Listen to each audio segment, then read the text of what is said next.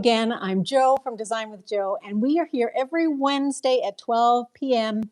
Mountain Time, and we're going to build some small practical skills to help you feel more confident with your supplies, like these supplies.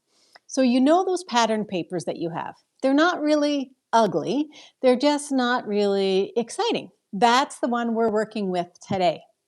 So either the print is so small, like on this one right here, I bet you can't even hardly see the print there, or the color is just a little boring. Okay, so boring. They're nothing that get you really excited. Like this, I usually love wood grain, but yeah, not that one, not so much. This one here, well, I'm going to talk about this one because we're going to start with this one. That guy there. So you might, these ones might be beautiful in your mind, and that's okay. You, I bet, will have some that will fit into this plain category, okay? So maybe they're like that, and maybe you just can't figure out how to use it. So you'll know more at the end of this video. And remember, the project reveal is always at the end. So the first thing we're going to work with is that pattern that I said, maybe you like it. So this is a seasonal pattern. So the seasonal pattern is, it came from the ones that have birds, so nests of winter. And you can cut out these birds, they're great, but sometimes you don't want to cut out, there's just too many birds there, right? So this is the other side. Now you may have used this side for all kinds of things, but I just find it a little bit blah. So what are we going to do with it first? First, we're going to emboss it. Now we're going to dry emboss today. Now there's some things to keep in mind when you're dry embossing. So when you have a print that has some detail already, you want to make sure that the embossing folder has a big enough surface that you're going to be able to see it. Now this one, which is the Hearts of Love, is maybe a little bit small. You're going to see it, but it might get sort of lost there. This one here, you'd probably see it as well, the dotted circles, but it's circles on circles. I might hesitate with that one. The ones that I think I might use are things like the Lazy Daisy. Now, I really should have a piece of paper in here. Let me just grab one really quickly so that you can see this one just a little bit better. Okay, so there's white. I know, white on white. I should have had a color. But there's the daisy. So it's an all over pattern, but it's a bigger flower on here than the hearts were or the dots were. So that one's probably going to work. The one that I'm going to play with is this Sunflower 3D. Now, I don't need to have some paper in there because I'm sure that you can see that. So all you're going to do is pick apart, because we're just going to use a small piece here. You can use a large one, but the card that I have at the end for you is a smaller piece. So pick a piece that you like.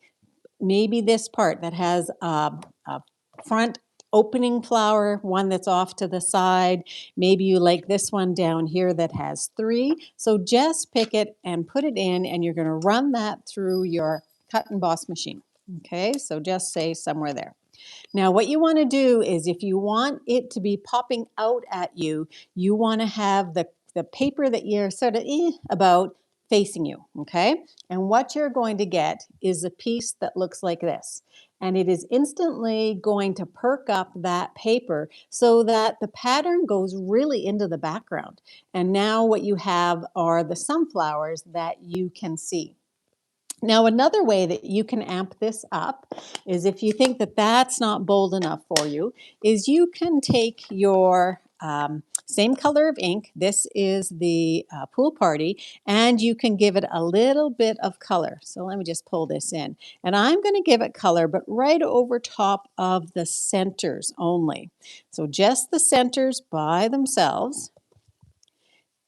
And you don't want to do the whole thing, because then it will all look the same.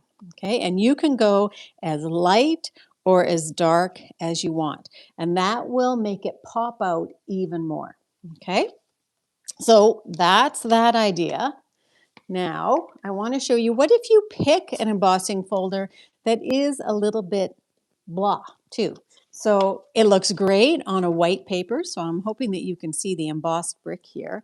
And I'm going to use this paper with it. So this paper here I find a little bit hard to use for a number of reasons. I don't really like the colors. It's sort of blah, and it just doesn't do anything for me.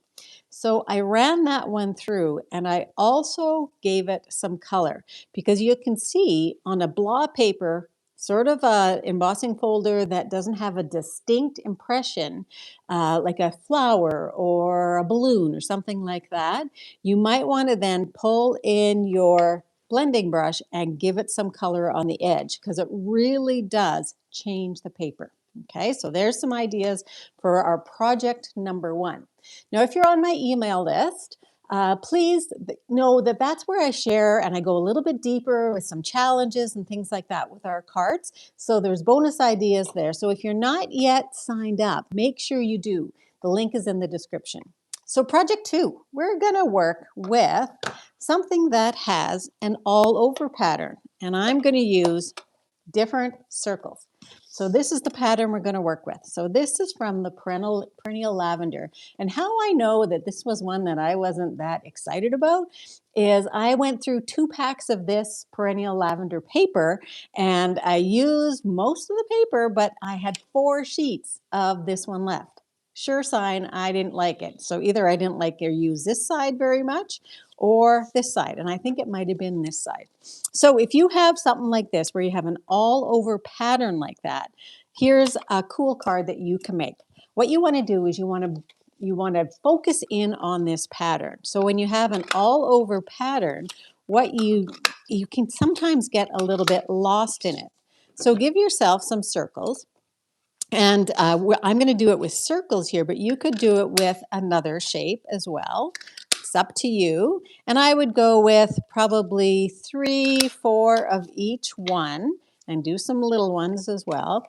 And then you're just going to need a piece of whatever background color you would like. We're going to go with white. Now, I'm not going to glue all of those down, but I'm going to pull this guy here, bring in some of my liquid glue, because that's going to be the best to work with, and we're just going to glue it on. Okay, now you're going to glue it on, and you're going to start with your big ones. So your big ones are going to go in first, and I would work either left to right or right to left, whatever you're more comfortable doing.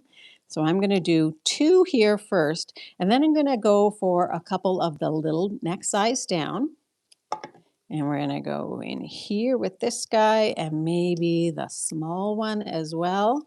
And you're going to just go ahead and build that out. And when you get it all built on the inside, then what you're going to do is you're going to build to the outside edge as well. Now notice what I also did is I switched out where the alignment was of the plaid. So they're not all going the same way. Okay, same thing over here. You want this all to be filled, so that when you're done, you have a piece that looks like this. Okay, whoops, I got some glue. I told myself I needed to use my silicone craft sheet, and I forgot. Okay, now what you want to do is you want to cut these off. Now I like to use a pair of scissors that is a little bit longer, has a longer shank. Turn it over, and then you're going to have the shank flush up against the edge. So let me just get started here. And you're just going to cut off all these little pieces. Now when you have a piece as big as this one, you want to be careful cutting it, because you could still use that piece. And you can see that my scissors are stuck on the glue here. But when you cut it off, you're immediately left with a beautiful piece of, it's almost like designer paper itself that you've created. So you can see how great this looks once you have. And then you want to look at it and see if there's any missing spots. This one might have a missing spot right there, maybe, but I don't have to fill that in. So that's how you can immediately take a piece that is all over one pattern and change it into a card that has a lot more interest and a lot more fun.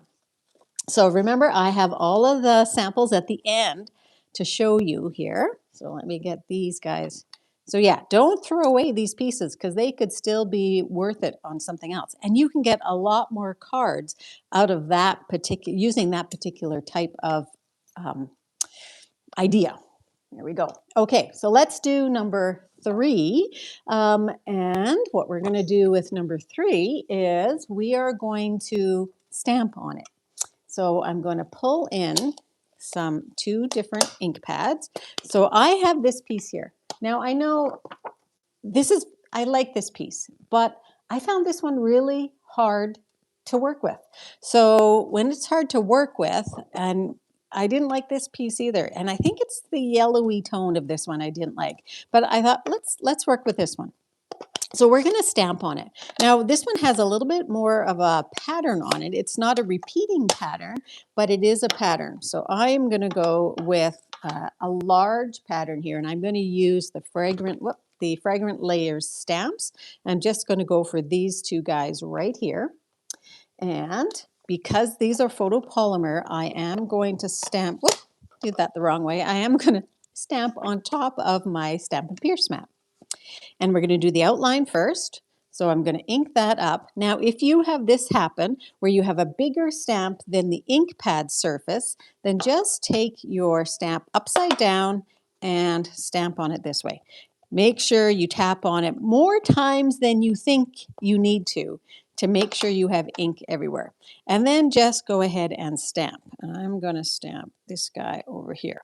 Now, it's going to look a little bit interesting here because this is an outline stamp, not a solid stamp. So it doesn't look like much. So that's where we have the 2-step and pull that in, do the same thing. I'm going to have it upside down. Now what I've done here as well is I've gone 1 shade darker than this paper. So this is Pool Party and this is Coastal Cabana. Okay, so now I'm going to go right over top here, turn it around so I'm going the right way. And we're going to try and get that right over top. And ink that down. Now press straight down. So I went into this in my common oops and mistakes last, I think that 2 weeks ago. So you can always check out that video. I'll link it in the comments or in the description. So here you have where you've created a picture right on there. So now you have a picture that is perfectly fine all by itself.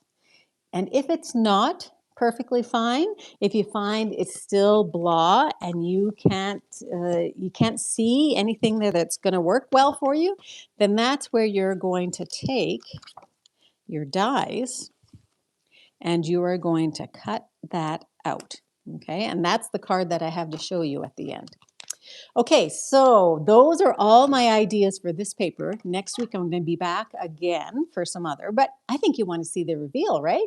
But first of all, before we get to the cards, tell me in the comments, what pattern paper do you struggle with the most? Is it those tiny prints? Is it the bold ones? Is it ones like this that you bought and now you don't know what to do with? Are they just meh? Let us know for sure. And if you enjoy these weekly bite-sized tips, be sure that you're subscribed and click on the notification bell so you don't miss any. Okay, now where are my cards? Hold on just 1 minute.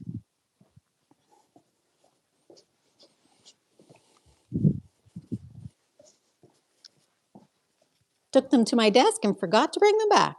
Okay, so here's that first one. So for that one, it's exactly the same as what I showed you here. And we embossed it with a 3D embossing folder, and then we put some color in there as well. Here is that circles one. So the circles one looks much more fun when you can do something like that. Now, if you don't have those circles or you want to use something else, here's one that I use very similar colors. It's that pattern that has like the little bird feet on it. And this is a guy card. So you can just repeat some of the other punches. You can use dies too. And then this is the last one here. So this one I really like. I like how it really popped out. So what I did is I stamped it again on Pool Party with the outline and then just layered that one that I had stamped onto the paper. So you can get some really different looks if you just think about those techniques on some of those Meh papers. So remember, it wasn't the paper that changed, it was how we used it. So if you ever sit down to craft and you think, what should I make today? You might want to try my free occasion matchmaker. It gives you instant card ideas based on the occasion, and the link is in the description below. And that's this week's Ink, Paper, and Play. Bite-sized ideas for your crafting toolkit. If today helped you feel more confident with your supplies, make sure you're subscribed and turn on the notifications so you don't miss next Wednesday. Remember, boss your paper. Don't let it boss you. I'll see you next week.